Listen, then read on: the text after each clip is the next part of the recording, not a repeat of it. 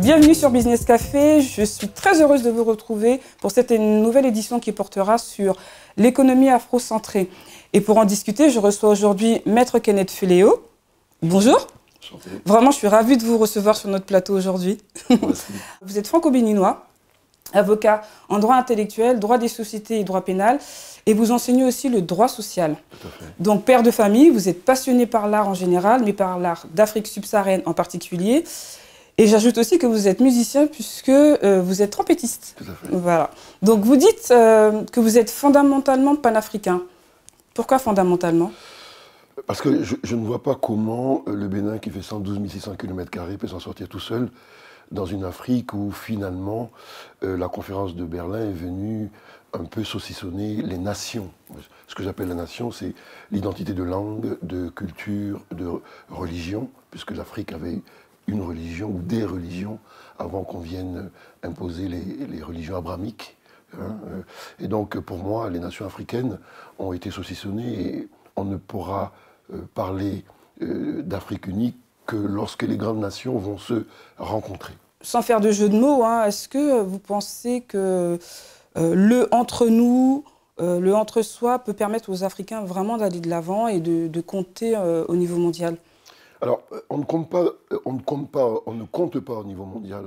Et c'est très paradoxal puisque l'Afrique est quand même, et c'est même pas quand même, c'est le grenier de l'humanité, c'est le continent le plus riche du monde, c'est là où il y a le plus de guerres. Et on sait très bien que lorsqu'il y a des guerres, les matières premières sont achetées à vil prix. On ne compte pas parce qu'on ne fait pas suffisamment de commerce entre nous. En réalité, notre économie est extravertie. Le débat sur le CFA est bien venu démontrer que le fait que notre monnaie soit centralisée au niveau de la Banque de France empêche d'une certaine manière les pays africains d'industrialiser suffisamment. Et l'effet domino que cela a, ce sont les départs massifs, entre autres, de nos jeunes par l'océan Atlantique pour venir ici sur un paradis qui n'existe pas. Oui, mais en même temps, on peut aussi remarquer que, en parlant de la diaspora, que beaucoup aussi repartent en Afrique. Oui. Il y a un espèce de jeu qui se met en place. Ils repartent en Afrique parce qu'ils ont bien compris que finalement, le débat, en tout cas la continuité du capitalisme, ça sera l'Afrique, puisque l'Afrique aura le continent le plus jeune, le plus dynamique, et qu'on sait pertinemment que c'est là où le dynamisme qui a de la consommation. Mais il y a quand même aussi, alors, au niveau sur le continent, un autre problème qui se pose. En Afrique, on est confronté à une grande difficulté, celle de la libre circulation des personnes et des biens. Comment peut-on développer tout un continent quand on sait que ce problème perdure ? Alors déjà, il faut que les chefs d'État s'entendent pour que la réalité de l'Union africaine soit une réalité des peuples et non un gang des chefs d'État qui se soutiennent mutuellement. Mais dans ce cas-là, il faut peut-être commencer par là avant de programmer des grandes réformes. Enfin, il faut commencer, j'ai envie de dire, par une base simple, quoi. Ne serait-ce que cette après faire des grandes réformes. Je pense que la base la plus simple serait déjà qu'au niveau de chaque État, on organise l'industrialisation. C'est-à-dire qu'on ne doit plus être simplement des lieux où on produit pour une transformation vers l'Europe ou les autres pays qui reviennent revendre. On doit être des lieux de transformation première pour que, finalement, on organise des circuits de consommation entre nous. Cela permettra une meilleure circulation des marchandises, une meilleure circulation des capitaux, et finalement, les capitaux vont rester sur le continent, au lieu de repartir en devises, parce que lorsqu'on achète entre nous, on n'a pas besoin de devises. Tout à fait. Hein? Donc, le vrai questionnement est là. Et ça a été bien imaginé par l'ex-colonisateur, qui a très bien compris qu'en emprisonnant la monnaie, il emprisonnait la capacité d'entreprendre sur place. Et quand je dis entreprendre, pour moi, entreprendre, c'est industrialiser. Parce que je parlais de réindustrialisation, mais en fait, il faut industrialiser puisqu'il n'y a pas d'industrie. Et c'est uniquement en créant des industries qu'on pourra, entre nous, faire des échanges réels et massifs. On va parler de la diaspora maintenant. Est-ce que pour vous, la diaspora a un rôle primordial à jouer en mettant en place des nouveaux paradigmes, en utilisant les ressources du Nord en termes de connaissances, de savoir, de savoir-faire et de technologie et de les déplacer sur le continent? Moi, je pense que aujourd'hui, finalement la fuite des cerveaux est inversée. À l'époque, on parlait de fuite des cerveaux, on considérait que finalement, la meilleure manière de réussir, c'était de s'installer ici. Ici, on constate que le modèle économique s'essoufflant, les premiers à être licenciés, ce sont les cerveaux noirs. Donc, je pense que dans les familles, les enfants apprennent très vite des déboires de leurs parents. Donc, aujourd'hui, le réflexe des jeunes diplômés africains, c'est de rentrer. C'est une véritable révolution. Moi, je dis c'est une très bonne inversion. Parce que ça permet quoi? Ça permet de créer des dynamiques de représentation sur place, puisque les nouvelles générations en Afrique vont se rendre compte que finalement, l'herbe n'est pas aussi verte que l'on croit ailleurs, et que finalement, on peut faire les mêmes choses chez soi. Mais pour ça encore, il faut une volonté politique pour absorber ces nouveaux courants et cette inversion. Il faut des chefs d'État en Afrique suffisamment jeunes et entreprenants qui soient capables de faire le pari sur leur population. Pour vous, il faut repenser, en fait, en parlant justement de cette génération, mettre en place des communautés générationnelles qui vont pouvoir travailler et communiquer sur tout ce savoir acquis et développer les pays du Sud selon leur propre dynamique et leur propre culture. Je donne par exemple l'exemple d'une jeune architecte burkinabé qui s'appelle Clara Savadogo, qui a conservé en fait la technique de la voûte nubienne, un savoir ancestral. Est-ce que ça, c'est quelque chose en fait qui peut inspirer et qui vous inspire particulièrement? Moi, je suis assez inspiré par l'absence de déperdition des modèles vertueux culturels. Je prends un exemple simple. Vous parlez de cet architecte qui utilise la voûte nubienne. Moi, je vous parle d'un système de capitalisation pour que l'argent reste dans les communautés. Un peu sur le modèle, des tontines chinois ou... Non, les tontines, oui, tout à fait, les tontines, d'accord. Moi, j'ai connu la tontine quand j'étais petit. J'allais à Djidja, c'est à 20 km d'Abomey, donc au Bénin. Et je me souviens que ma grand-mère faisait des tontines et elle avait tellement d'argent, je m'en suis rendu compte à un moment, parce qu'elle sortait des bouteilles avec plein de billets. Les cachotières. Des bouteilles avec plein de billets à l'intérieur. Et en fait, ce qu'elle faisait, c'est que régulièrement, presque toutes les 2 semaines, elle allait à des réunions. Et je suis allé 1 ou 2 fois avec elle. Les gens parlaient, mais finalement, c'était pour payer sa quote-part. Et après, elle ramassait justement suffisamment d'argent pour alimenter la seule boutique du village. Donc c'était vraiment une économie circulaire.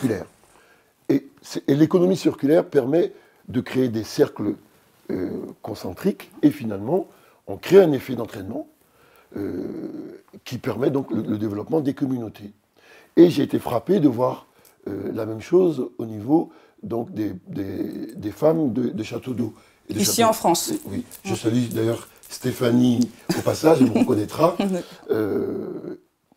Ces femmes-là sont capables de mobiliser beaucoup d'argent, ce qui leur permet donc à Château d'Eau, à Château Rouge, donc de faire fonctionner leur boutique sans passer par les banques traditionnelles qui sont frileuses et qui ne font pas de prêts en général aux étrangers.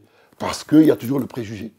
Et ça fonctionne suffisamment bien pour que je vous dise qu'il n'y a quasiment jamais de conflit. Ou même lorsqu'il y a des conflits, ça se règle à l'intérieur et l'argent revient toujours. Donc, il faut que les Africains regardent les éléments vertueux de leur culture, les réinvestissent avec les instruments de la modernité, que sont les réseaux sociaux, Internet, etc. Et je pense que très rapidement, on apprend plus vite à gagner qu'à perdre. Ça, c'est une donnée universelle. Et j'ai beaucoup d'espoir dans ce continent-là, parce que finalement, ceux qui nous ont apporté les Lumières l'ont tellement mal fait que les Africains ont appris à s'éclairer eux-mêmes. Et ça, c'est extrêmement important. Ce constat-là, il vient d'où? Ce constat, il vient de ma propre vie, il vient de ce que j'ai vu. J'ai regardé l'exemple de la ville de Tuzla, la Black Wall Street. Tuzla, avant que Tuzla ne soit détruite par jalousie, C'était 14 cinémas, des centres commerciaux, des salles de sport, des supermarchés du piment et plein d'autres choses. Ça a été construit en dépit donc, des lois Jim Crow, et ça a permis de démontrer que l'argent, lorsqu'il est utilisé dans les communautés, permet de générer plein de choses, puisqu'il y avait des pharmaciens, des avocats, des commerçants. Oui, mais la loi Jim Crow, elle est légiférée comme ça. Oui, d'accord. Mais on était dans par exemple, en Europe, on était dans un contexte d'adversité. L'Afrique, au sens historique, si on fait une rétrospective il y a 600 ans, on est dans un contexte d'adversité. Il faut appeler, je veux dire, la situation, il faut la situer telle qu'elle est. Et dans le cas de cette adversité-là, avec des chefs d'État qui sont inféodés très souvent, eh bien, les communautés arrivent quand même à générer de l'argent. Oui, d'accord. Donc je pense que s'éclairer à nouveau et se dire, même si l'environnement est hostile, on peut s'éclairer et faire de belles choses, c'est intéressant à l'aune des modèles culturels qu'on a déjà. Ce que vous dites, c'est très inspirant, ça veut dire qu'il y a de l'espoir. Mais il y a que ça. Oui. Il y a tout à faire. Il y a tout à faire. Avec aujourd'hui... Il faut qu'on arrive à se regarder à nous. Il faut qu'on arrive à réinvestir nos cultures. Il faut qu'on se débarrasse de... un exemple simple. Lorsque l'argent rentre dans la communauté noire en général, et les Américains noirs ont fait des statistiques par rapport aux habits, etc., il y reste 6 jours. Lorsque l'argent est dans une communauté asiatique, il y reste 2 ou 3 mois. Lorsqu'elle est dans une communauté juive, elle y reste 6 mois à 1 an. C'est inspirant. Donc, ça tourne. Ça ne veut pas dire qu'on exclut les autres, mais on va toujours vers les vainqueurs. On va toujours vers les gagnants. D'où la nécessité de cette économie afrocentrée. Absolument. On va toujours vers les vainqueurs. On va toujours vers les modèles qui gagnent. Quoi qu'on dise. Ce n'est ni du communautarisme, ni du sectarisme. C'est comme ça. Mais vous savez bien que si on rentre dans ce modèle-là, justement, ça sera, comment dire, peut-être qualifié justement de communautaire. Moi j'aime bien un juron français qui dit que 1000 jurons n'ont jamais déchiré une simple chemise. Ce qui compte, en réalité, c'est que tout le monde s'y retrouve, que tout le monde partage, en fait, une certaine idée du bonheur et qu'on arrête d'être regardé comme des gens qui quémandent, parce que c'est souvent pas le cas. Je vous prends un autre exemple. Il y a des Maliens qui sont arrivés en Italie et qui travaillaient d'abord dans les serres pour les circuits mafieux qui cultivent plein de légumes. Ils ont acheté leur propre terre, ils ont appris à faire du yaourt et ils vendaient dans tous les villages d'Italie. Donc, il faut faire d'une situation qui au départ peut paraître complètement dramatique, il faut en faire une expérience heureuse. Heureuse, oui. D'accord, très bien. Pour vous, quelle est la réussite ou l'actualité qui vous marque en ce moment? L'actualité qui me marque en ce moment, c'est Goïta. Goïta, ce militaire, militaire malien qui se fait injurier. On essaie de le faire passer pour une espèce de petit tyran. Et très calmement, en dépit de la présence de la France au Mali, qui n'est pas simplement parce qu'on aime le Mali, parce qu'il y a des ressources derrière, il y a du pétrole, il y a du gaz. Pas qu'on se leurre, les États n'ont pas d'amis. Hein. L'État au sens de Max Weber, l'État Léviathan, n'a pas d'amis. Et Goïta, sans faire de vagues... C'est vrai qu'on ne l'a pas vu arriver. Hein. Sans faire de vagues, il prend le pouvoir sans tirer un coup de feu. Alors que c'est un guerrier. Le Mali, c'est un empire. C'est des gens sérieux, les Maliens. On a l'image d'Épinal de l'éboueur malien, mais le Mali, c'est pas ça, en réalité. Le Mali, c'est plus grand que ça. Et Goïta, pour moi, c'est...